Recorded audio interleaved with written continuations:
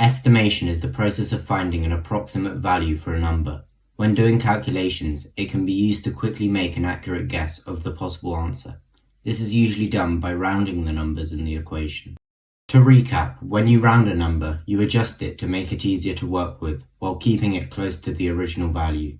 The general rule for rounding is to round up if the next digit is 5 or higher, and round down if it's less than 5. This rule applies whether you're rounding to the nearest 10, 100, 1000, to decimal places, or to significant figures. If you're not completely confident on rounding, check out my previous video for a more detailed explanation. In an exam, when asked to estimate the answer to a calculation, the best thing to do is to simply round everything to one significant figure. The important thing to remember is that you should never figure out the exact answer, as that's not what you're being asked to do.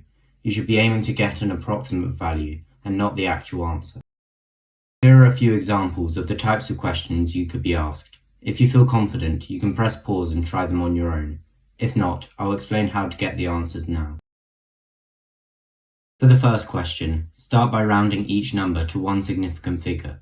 23.8 becomes 20, 4.97 becomes 5, and 12.6 becomes 10. Now you should be able to do the calculation. 20 times 5 equals 100, and 100 divided by 10 equals 10, so 10 is the final answer. For the second question, we do the exact same thing. Finally, for the last question, start by rounding 18.5 to get 20, then round the square root of 98 to get the square root of 100, and round 0.46 to get 0.5. The square root of 100 is equal to 10, so multiply 20 by 10 to get 200. The final step is to divide by 0.5. Remember that dividing by 0.5 is the same as multiplying by 2, so 200 divided by 0.5 is 400, which is the final answer.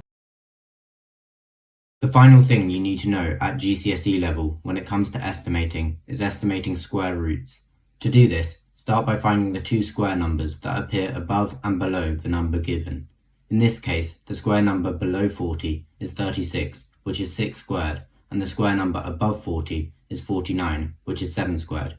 40 is slightly closer to 36 than 49, so we can guess that the square root of 40 is approximately 6.3.